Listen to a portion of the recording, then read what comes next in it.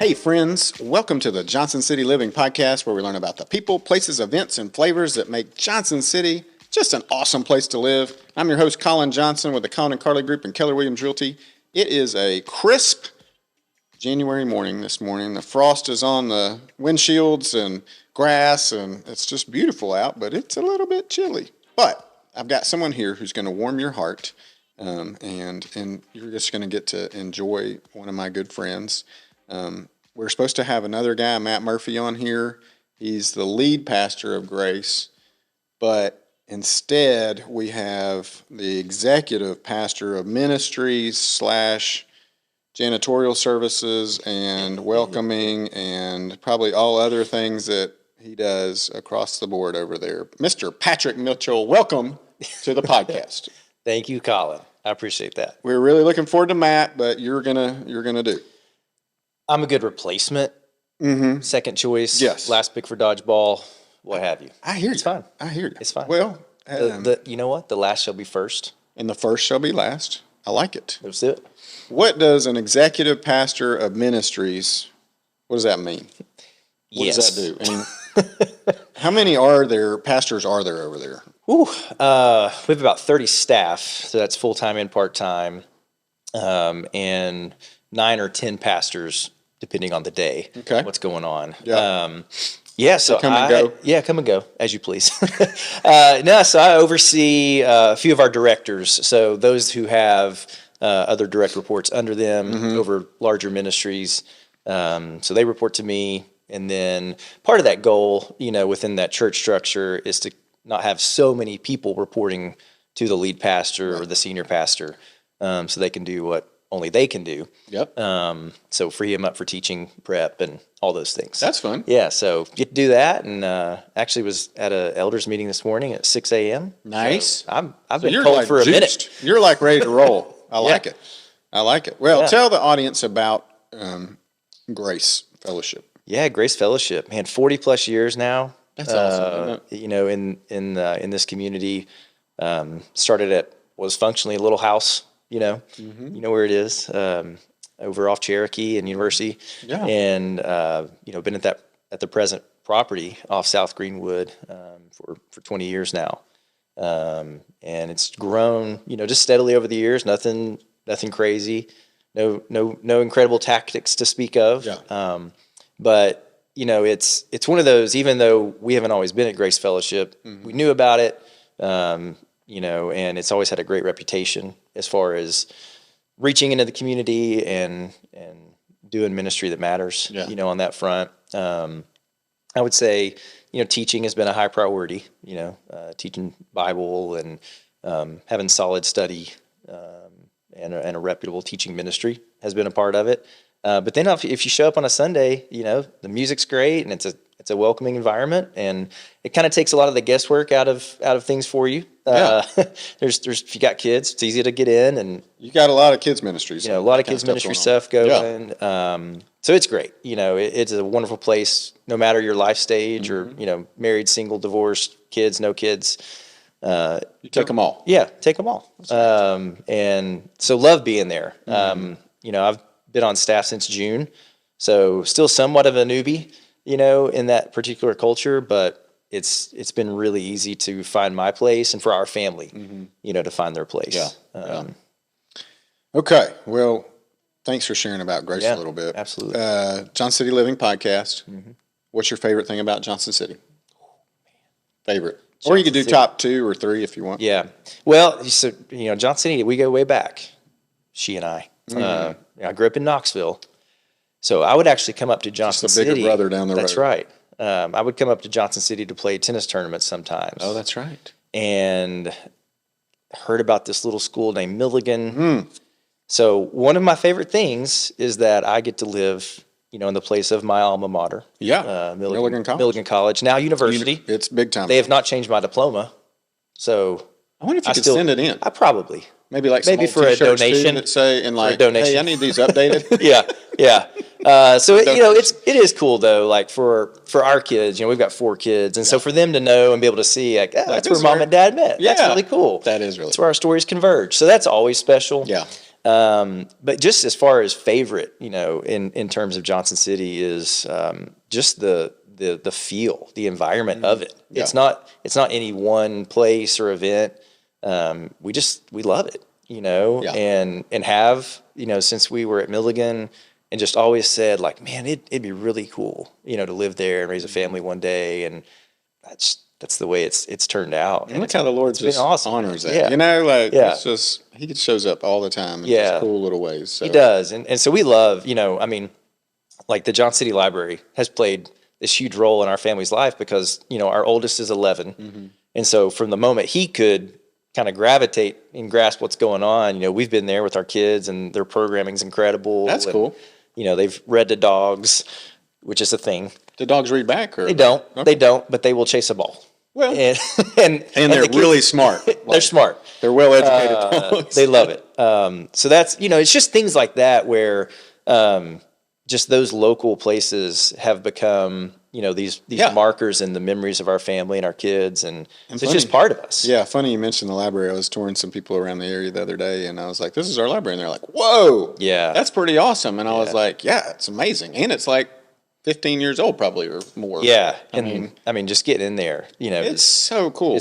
They do, incredible events, teaching opportunities, fellowship things. It's good. If you're listening and you're part of the library, I'd love to have you on the podcast. Mm-hmm. Come on, make it happen. So you grew up in Knoxville. You said you played tennis. Yes. Were you any good? I'm better now. Oh, yeah. I used to play a little better tennis. Now. You want to go? We should hit. We should hit. Your son plays. He does. Christian plays. He's in clinic now at nice.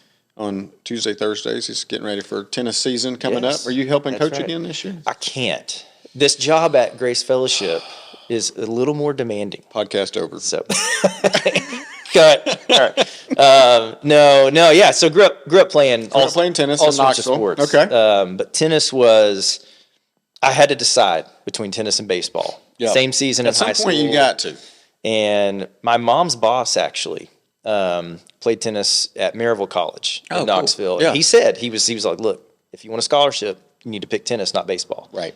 I said, yes, sir, Randy. Competition, right. And he was right. Yeah. It wasn't as big then. Right. It's not as demanding if you want to do something in college. Mm-hmm. Now, D1, that might be a different. Yes. Like I imagine the guys at ETSU are grinding all the time. Martin was on here, and they're hardcore. Yeah. So love watching them play. But they're so good. Milligan was fun. It was a good experience. Enjoyed it. Yeah. Helped pay for school, which was great. Got to travel, and by the time my senior year, we were pretty decent. That's good. And made it to some super regionals, and they've, I think, carried that legacy on. Nice. Yeah. Did Lindsay play tennis? Lindsay. You're married to Lindsay. I'm married to Lindsay. Yeah, 17 years. That's awesome. So, congratulations. She played actually volleyball and basketball. Those were her sports. So She was a Wendy's All-American in Georgia. Nice. And so great athlete, started playing both at Milligan. She grew up in Savannah? She grew up in Savannah, Georgia, in the Low Country, the haunted South. And great place to visit. We lived there a little bit. Yeah. Love visiting there. But she came up to Milligan. She came up because, from the beach, loved the mountains. Mm-hmm. They'd come here on some church trips to Milligan, right, for some conferences, camps. Or maybe come up to go skiing at come up to skiing. Beach and Sugar. And just loved it and came, and with a lot of other Savannahans. And it was funny. We didn't start dating until senior year, which was great because I would have totally screwed it up before then. Right. Like 100%. Yeah. Hey, we're graduating. We got to get married. That's right. And start a life together. Yeah. So that's how it's going to go. That's basically how this is happening. Right. And she wasn't so sure, but I get it. I just moved to Savannah. I was like, no, this is actually happening. I'm kind of stalking you. Yeah. There's a home. I don't care where you go. I don't know where the line between stalking and romance is. It's fine. It's fine. Yeah. I chose romance. Right. Yeah. I'm still stalking Carly. I'm watching her all the time. I got my eye on you, lady. And we're married 17 years here in about 15 days. So nice. That's good. Yeah. Nice. Yeah. Okay. So, did you graduate as a pastor? Did they say, hey, here's your pastor degree and you're off and running? Is that how that worked? Or did you have I want to be like a stockbroker and something else, and then that didn't work out and you're like, I can be a pastor? Yeah, so you've talked to lots of people that have pastor stories. I do. Yeah. They're all different. Yeah, they are. I really wanted to be a lawyer. I mean, that was a lot of overlap there in terms of giftings, but wanted to be an attorney, just really did. And when I was in high school, my sophomore year of high school, I was at a church service at home, Sevier Heights in Knoxville, and just felt this like thump in my chest. And I was like, oh no, I think the Lord's calling me into like vocational pastoral ministry, which was just terrifying. Cool. That is super cool. Because, that wasn't the dream. Yeah. And so I went to Milligan. I majored in history.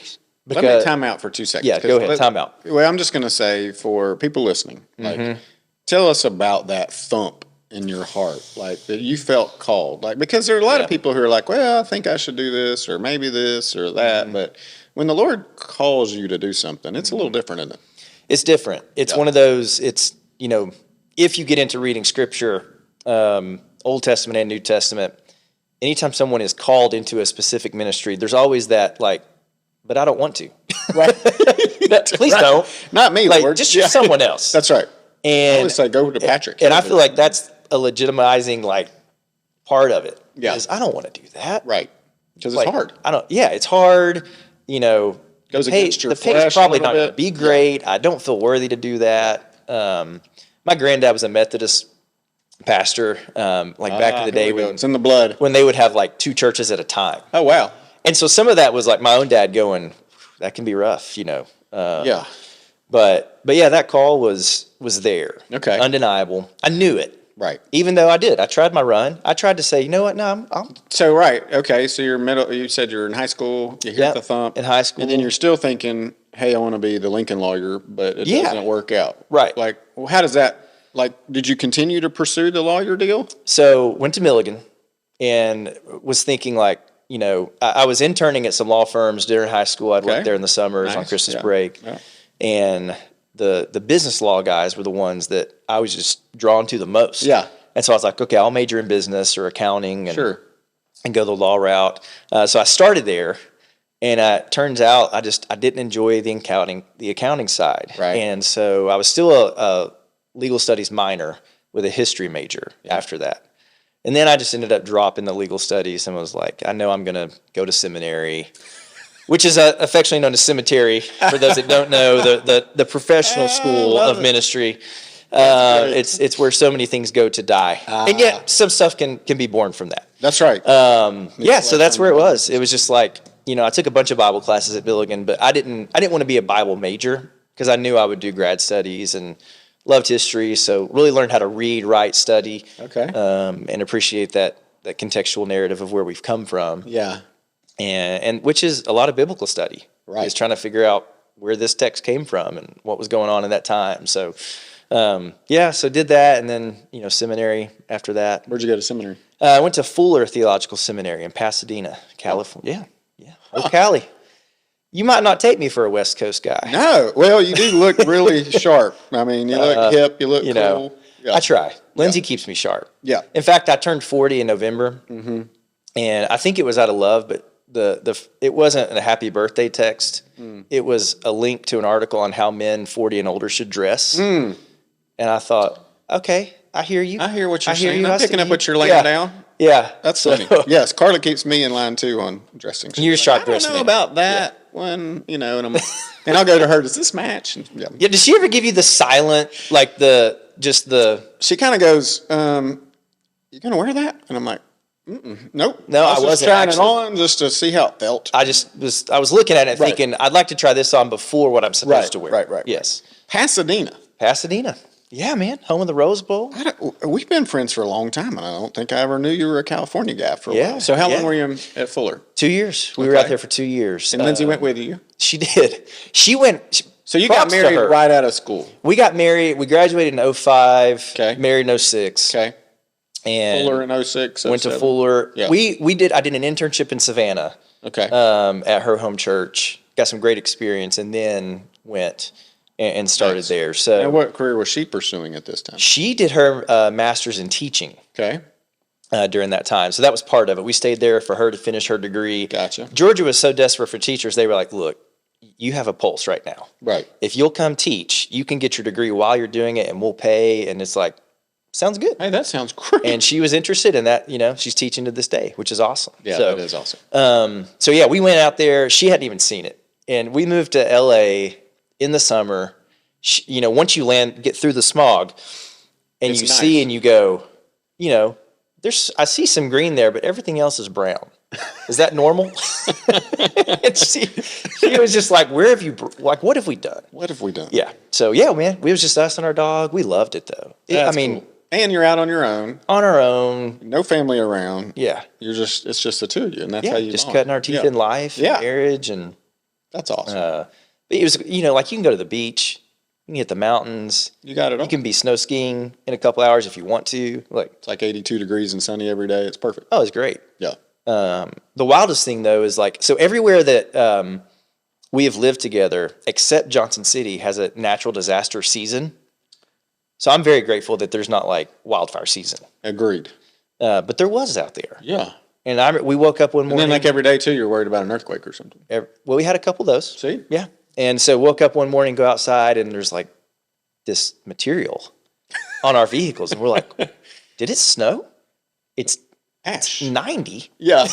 And yeah, like over in the canyon, like the ashes, and we're like, whoa, this is different. This is legit. This is different. Huh. And so we're legit like having to pay attention to Where way the wind's fires blowing. are, the wind blowing.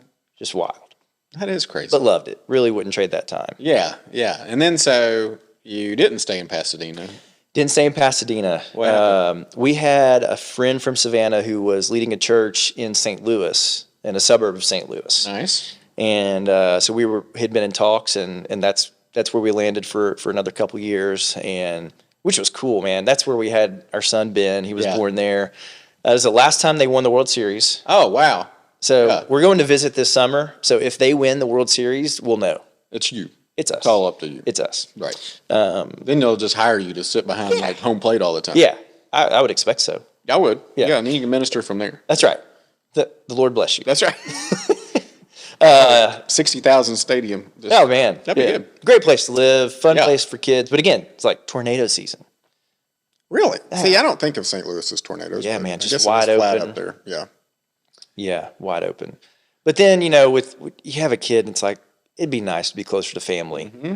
And so we made our pilgrimage back to the Holy Land. Yep. Come on back. Yep. Our arms are open. Mm-hmm. If you're listening, come on. We'll love on you. Okay. And then, so did you move back to Knoxville or Johnson City right away? So we went from St. Louis to Savannah. And that was one of those Skip like the Holy Land. You drove by that was like, hey, let's plant, everybody wants to move back, like move in with their in-laws.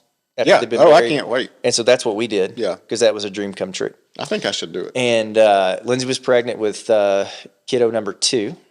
And I worked some odd stuff in the meantime to get through that. Yep. And it was one of those, I had always had this wrestling with pastoral ministry now, or do I pursue further biblical studies and try to be like a, Bible professor? Because again, my time at Milligan was formational. A lot of that was the teachers. Right. And so you start making those connections, like maybe that's what I want to do. Gotcha. And when I was there, I had the opportunity to work at a classical Christian school teaching theology, Bible, history, literature. And so that got a little bit of a bug going in me. And I was like, man, I think I might want to pursue You're like this. a teacher. Yeah. Yeah. And Teacher, so from Savannah, we came up here. Mm-hmm. And there were a couple professors at Emmanuel Christian Seminary that are just solid, super solid in their field. And I thought, man, if you get a letter of recommendation from these guys, like, it could be set. You're in. So, you picture us, we're, still, a few years into marriage here. We've got 2 kids. Lindsay's teaching at Mountain View Elementary. Yeah. I'm going to class in the morning. We've got a sitter with the kids with no money. And and we're living in this little farmhouse through a connection that we had in St. Louis. Isn't that So crazy? this couple we met in St. Louis, she's from Elizabeth, and she's actually a hider. And if you're ever around, the Elizabethton area, hider is a big name around I there. thought you said she likes to hide. She's like, out. I mean, she's hide and very seek. recluse. Killer. She was in a cave. Yeah. That's why she was hiding. Yeah. She didn't need her help. HYDER. HYD. And so we have yes, this. hiders are big time. Had this farmhouse, which is great. We're renting that. I go to class, come home, take care of kids, and I'm studying, advanced Hebrew and Aramaic till 2, 3 in the morning, getting up and going. And I was like, I don't want to do this. I don't want to do it. Yeah. And another thump from the Lord. Yeah. And so it was like, had been filling in, doing some quote unquote pulpit supply, which is where, a pastor's out of town and you preach for them. And I was doing that at a church in Bunker Hill in Bluff City. Mm-hmm. And they asked if I'd consider, coming on there. I'd never once thought I'm going to be the pastor at a little, country church. I've always been at big churches. That's what I grew up in. It's where I worked, did internships. And, but there we were, man. And we were country living for 5 years there. You lived right across the street from the church. We did. We lived in the parsonage. I think we may have, I met you when you were in that. That was it. Absolutely. Yeah. Because I started working at Providence Academy as well at the same time. And I did both. Lindsay was at home with 3 kids then. Yep. And then it turned into 4. That's weird. And thankfully, you get them wet or something? It was like gremlins. Yeah. If you feed them after midnight too. Yep. They like double up. Gone. Watch out. So it was great. Like, love that season. That's when we met you. Mm-hmm. Helped us buy a house. And, I mean, you didn't give us money. Well, you helped us find. I did help it. Yeah. I got you ahead of the curve. Like, I was like, hey, if you buy them now, you're going to, prices are going to inflate in about 10 years. And man, when we sold that house, we thought we were killing it. And then a couple years later, it was like, oh, Colin, why didn't you tell us to wait? You didn't know 3 more years, and then we could have really made some money. But, yeah. Oh well. No, it was awesome, man. Yeah, it was great. So that whole season, and then we had a stint where it was again felt the Lord saying, "Look, there's something different on the horizon," and I was thinking it's a different church, and something else, within that kind of environment. And there was a school in Savannah, again, classical Christian school that was getting off the ground and had asked us 3-4 times, "Man, would you please consider coming here?"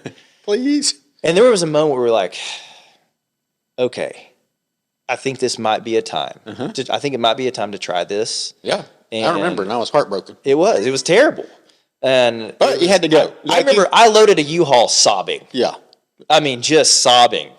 This has got to be right, Lord. Because in the moment, Lindsay's like, "Are you sure?" I'm like, "I'm sure." I'm loading the U-Haul. I'm like, "I don't know."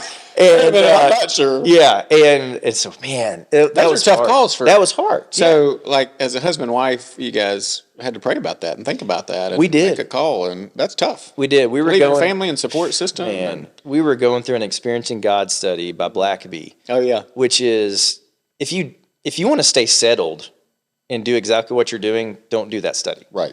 Because the whole premise is pay attention to what God's doing and join in. And we were like, Savannah, this culture is hyper private school driven, but even the Christian schools are secular in the proper sense, right? Highly materialistic. It's all about the who's and who's and the whats. And this was a school that was legit trying to represent, Jesus. The faith, right, in that market. And we were like, okay, this feels as much ministry as anything. Let's give it a shot. Yeah. And we enjoyed that experience. But we realized pretty quickly it wasn't for you. Hey, this is a season. Right. And man, there was stuff that came out of that. We had a niece, in that time and she needed some support around her, met great friends. So eventually we moved back here, right before the pandemic. Yep. I remember. Bought a house right before the pandemic, which was the best time. Yep. To buy. Best time. And we had friends from our neighborhood in Savannah, 2 different families move here. And then my in-laws moved here. And so I'm like, if Johnson City's giving out, I don't know if we can get something on the, under the table for bringing more population in. If you go to the mayor and just say, Joe, hey, I need a little, economic stimulus money. Why? He's got those Milligan connections. He's come on. Yeah. I'll look you up. And then we had friends from California move here because they knew we were here. And we're like, look, I don't know, a stimulus of some kind. Yeah. But came back here, man, and just have so happy. Yeah. So you worked at Providence and came back for a little bit? I was at Crossroads Christian in Gray. Oh, that's right, because you were Providence. The church out there. Okay. Kids back in Providence. That's right, Crossroads. But yeah. Lindsay was still working in Savannah. Lindsay was still remote in Savannah at that point. She had to go down there. Traveling down twice a month, which was wild. Long haul. Hey, mama's gone. we're going to eat what we want, you know? Hey, party Might time. get to stay up a little later. I won't tell. Just keep it locked down, Yeah. kids. Let's just keep it between the podcast That's community. right. Okay. We won't tell. But yeah, did that. And then a couple years later, man, here at Grace. Grace comes knocking on the door. And just feeling, and even the way that all worked out, again, it's just. Yeah. And then so for some people listening, like they're like, well, he's set up. He's a pastor. He's following God's will at Crossroads. But no, like there's another calling to Grace. And how do you like discern that? There's that sense, because my resume is weird, because, you know, the longest gig for a while was that 5 years. It was at two places, you know, for 5 years. But I think there are seasons of preparation and maturation, seasons of suffering, which is going to prepare you as well as anything. Yeah. You know, God's not going to use you greatly until he breaks you deeply is one of my, I just keep going back to that. And there were some seasons of brokenness in there and self-awareness, self-reflection. And then it was like, okay, this opportunity arises. And I'm like, I think this might be the thing. Right. You know, and so again, trying to be present to what's going on, and it worked out. It was a lot of interviews. It was 6 weeks. Yeah. A lot of coffees, a lot of round tables. Like trying to see if you fit in, if you like them. Culture. You want to fit in. That's right. Yeah. Culture's huge. So after all that, you said yes. Said yes. Or they said yes. Or they did. Everybody did. Yeah. You all came to an agreement. Yeah. Which is great. And you've been there now for how long? Been there since June. So whatever that is, you know, a little over 7 months. And Lindsay's teaching at Providence, and which is really cool. Kids are there, and so it's great. Love it. Yeah. Feels super settled. Good. So you feel at peace. Completely. So talk about a little bit of leadership, because over the time you've been in different roles. You've grown as a leader, and now it sounds like you are, you know, kind of on a higher level of leadership. You're not in the day-to-day. How do you feel? One, how are you equipped to do that? And then two, how do you feel like you're doing there? So when we left Johnson City to go to Savannah, our good friend Jerry Williams, who was my boss at the time, he said, "My hope for you is that you'll find your leadership voice." And I feel like, as much as anything, that's what that was for. Right. And because I was really thrust into a place where I thought there were layers of leadership that were going to be supportive, and it really was more like figurehead leadership. And it was like, no, you're the leader. Oh, so wow. go do it. So you got to run it. And I did. And I jumped in, and there were fumbles and stumbles along the way, but it was that moment where it was really affirmed to me, no, this is what I'm supposed to do. Yeah. I'm supposed to lead, you know, in this regard. Sink or swim moments, and you're like, all right, I love swimming. And then, coming to Crossroads, and, you get hired on as a teacher, but also as a community pastor. Right. And then COVID happens, and how do you lead through that? Yeah. So being part of those discussions of leading through those difficult times, again, I think it was more of that. I wouldn't have been as vocal and forthright without that season in Savannah. Yeah. And then just along the way, all of those different experiences in the different places we've lived, you learn from seeing things you want to do. You learn from seeing things you don't want to do. Yeah. And of course, my goodness, the first decade, of ministry, you just look back on, and, to be crass, you look back and like, what an idiot. It's just like, what? Oh my goodness. All the things I was so sure of. Maybe you should write a book about that. Like accelerated ministry or something. Yes, it is. Lessons of what not to do. Right. But out of that comes so much. The Lord, he is just so patient. Yeah, he is. With us. Yeah. And, loves us no matter what. Yeah, so feeling like, man, I've come into this position at Grace. You're right. There's a higher level of expectation. There's more on the plate there. And I feel affirmed in it. I get good feedback, and I'm able to be open to feedback. Yeah. And I think that's part of it, is just that, like, I want to learn. I want to know what I'm not doing well. I don't know what I don't know. Right. This place has a 40+ year history. I'm fresh. You're new. So, but that's good. I think that they're hiring new blood, yeah. to kind of stay relevant, current. Yeah. Continue to change and yeah. grow, adapt. Do you guys have some goals set for Grace this year? Like, I mean, we're in January, so it's kind of like that goal setting year, and like, what are we looking at? What does Grace look like for our listeners? You know, what would they want to? I mean, what is Grace going to offer them if they came there? What are the core values you think? Yeah, so it's interesting. So the vision that was kind of set pre-COVID, everybody that set vision in January of 2020. We're going to love each other. We're going to hug everybody every day. That's right. Oh, no, we're not. Bringing back the brotherhood kiss. No. Yeah. I like yes. Holy kisses. Yeah. But no, the mission, is to, find and go into those places that are broken and vulnerable and help people find life in Christ. Right. And you look around, I mean, it doesn't take a long look at the headlines to see that the world is dark. I mean, that there's dread, there's decay. People are really grasping for hope, and a lot of lostness. And from my Christian point of view, people are looking in the wrong place. Right. Into those places that aren't going to fully satisfy. And so with that, it's just, hey, as a church fellowship, as a body, what are the ways that the saints, the followers of Jesus, are equipped and gifted to go into all these spheres? It's not just about get people to the church building. Yeah. That's just a building, as we saw during COVID. Right. It's just a building. Yep. It's a tool. So what does that look like for people to go out? So, what I hope people would know is it's a place that if you want to come and heal, from church hurt, because that's a thing. Yeah. Come. Feel free. Come and heal from that. Yeah. But if it's, if you're looking to come and you want to get involved and you want to be in a group and be known and know others, you want to serve and use your gifts, or you want to be launched out into the community, through opportunities. We have a great relationship with Mountain View Elementary, through various ends there. Connections. And long time connections there. Past teaching. And so we do things with the kids there, play kickball with them, and have a food ministry, for those families.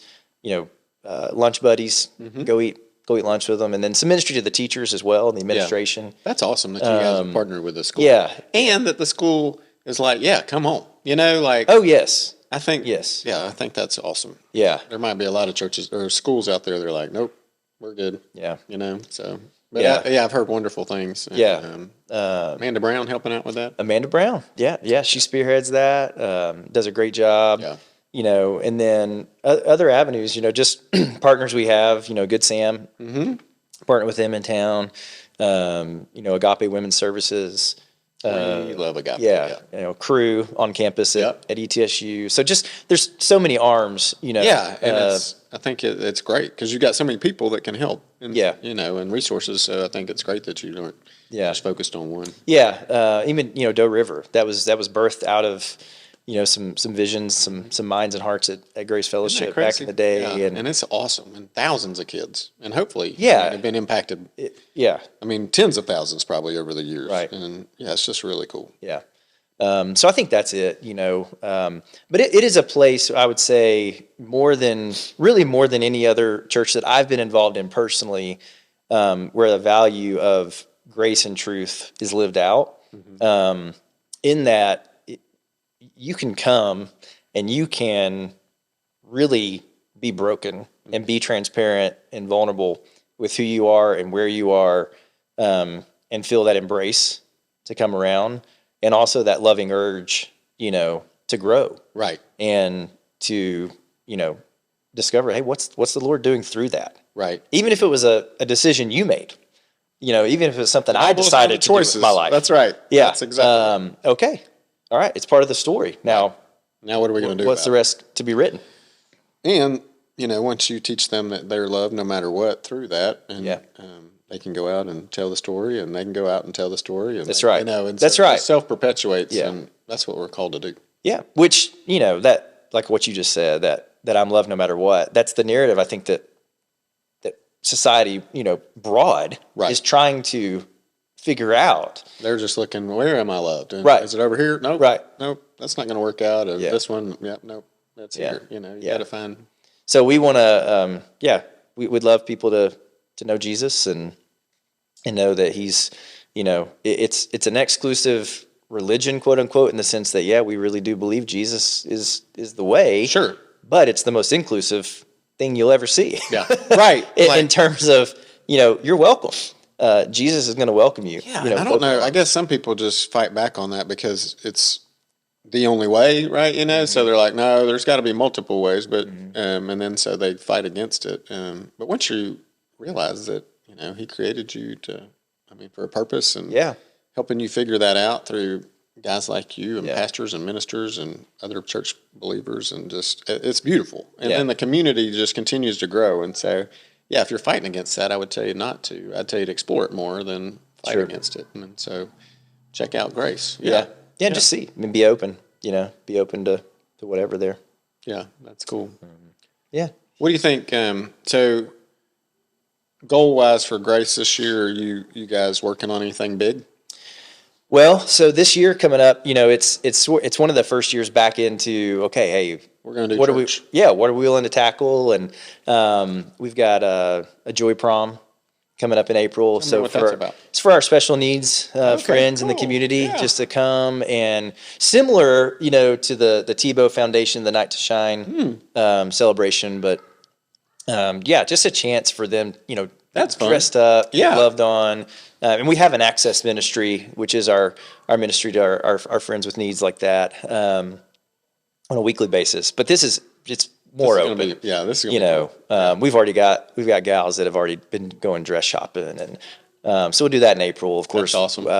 We have an earlier Easter this year, so starting those conversations of just being ready for people, because nobody's surprised if you ask them to attend an Easter service with you. Like, it's kind of expected in Christmas the South. and Easter are the two big church attendance days, right? So you're like, why are you called to go to church on Easter? Something's calling you to do it. Or you feel like there's something like, I got to go to church. Yeah. And so why don't you just do it all the time? Doing that. Right. That's great. In March, we've got David Thomas from Nashville with Sissy Goff. He's a partner with them in their counseling ministry, raising emotionally healthy boys and girls. Cool. He's coming to do a seminar, actually in partnership with Providence. Nice.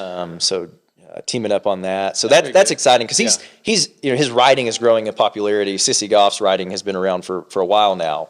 And so he's really launching in, but just trying to come alongside parents, in a very complicated culture. Yeah. And talk about, how do you raise kids, in a healthy way, and what are the benchmarks to be looking for? And so we're looking forward to that. That's something big. And then our ministry year starts in August. So we'll start in the next couple of months really planning, for that next year. Gotcha. Okay. So like, what are you teaching all year long? Yeah, what are we teaching all year long? What are the initiatives? Right. And how to get it all together. And all of those things. So, man, but yeah, how many people come like on a regular to Grace? Yeah, it's really been coming up in the last few weeks, really. Yeah. So we just over 1,260. That's awesome. This last week. Are you guys online too? Online, yeah. There's watch online. Yeah, gfcnow.com. But yeah, we've got about, depending on your ratios or your multipliers for online viewing, there's over 500, unique regulars, 500 unique devices each weekend. So that's great. So you're impacting about 2,000 people a week. First service. And it's wild because Grace didn't have online streaming pre-COVID. Right. It was like, hey, we need to start. Yeah. I think everybody and that team just jumped in, made it happen. And it's a great experience online. And it's been great for our folks that are sick or they're having to travel or whatever, right. If you can be in the room, great. If you can be there and experience what it's like to fellowship in that way. But what a great tool, what a great resource to have. And Grace is non-denominational, right? Right. Okay. Right. So tell our listeners a little bit about the worship experience there. Is it more contemporary or more? Yeah. More contemporary, although, there will be a hymn, that if you grew up in the South, we just sang How Great Thou Art on Sunday, but it's going to sound more contemporary, right. But it's the same words, But it's, it's not like a light show. There are lights, but there aren't like strobes hitting you in the face. Smoke machines? There's a slight amount to capture the light. Okay. But that's more for So we do have the smoke aesthetic. machines. But That's it's cool. not like, hey, turn the machine on and that's what gets Right. the Holy Spirit Right. out here. Yes. And it's Could be a Holy Spirit. yeah, it could be yeah. Turn it on. Is that spirit juice? None of that. But yeah, it is. I would say you've got people that have been there for 30 years. Right. You've got people that have been there from the start. Yeah. But a lot of people, they're new within the last 5 years. Right. Or last week. And come from all sorts of backgrounds. Meet new people every week from different backgrounds, and feel like they're not skipping a beat. Yeah. I came from the Methodist church, or I came from a Baptist church, Right. or I came from a non-denom Right. church, or whatever. And I think that, the centrality of Scripture, with teaching is there. So, you're going to have it. Like right now, we've started a series in the Sermon on the Mount. We'll be there for 4 months. So Nice. dig in. I love it. I love it. That'll be good. Yeah, but kids ministry and student ministry, all that happens. But we've got seniors studies and single adult gatherings. Strong presence there, young adult stuff. So That's awesome. It really is different ages and stages. So let's say somebody wanted to go to Grace. How they connect with you specifically? Off the website or? Yeah, email address all of or- the staff's on the website. Okay. With email there. And now, how do you get to that web address? Yeah, gfcnow.com.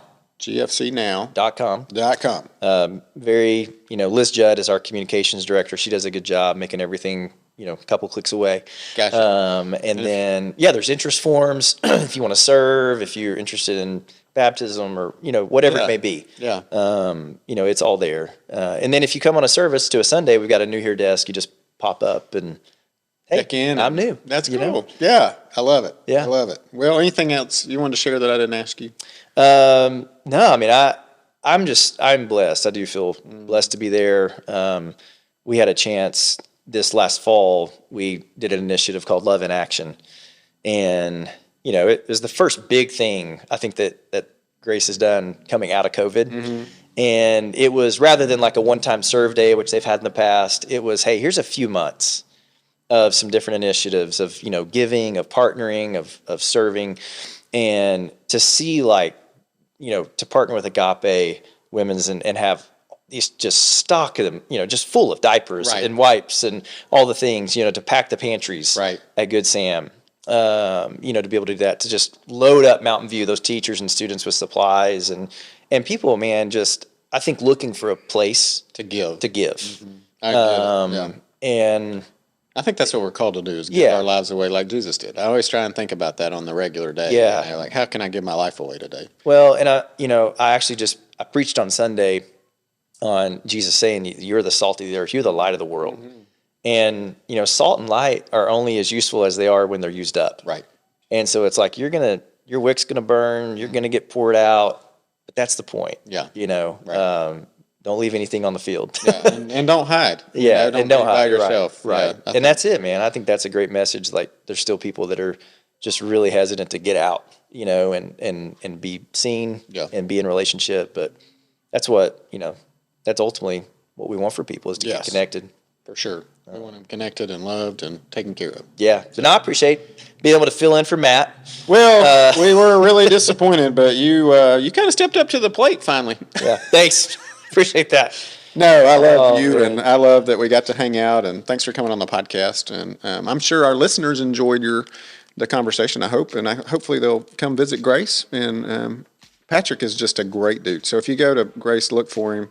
He'll be the handsome man with a kind of just a cool beard and wearing cool 40-year-old clothes now. So until next time, I'm Colin Johnson with the Colin and Carly Group and Keller Williams Realty. If you want to make a move to Johnson City, if you want to learn more about Grace, just reach out to me. I would love to connect with you, help you move here or sell here or invest in real estate here too, and then connect you with Patrick. So thanks again for listening and have an awesome day.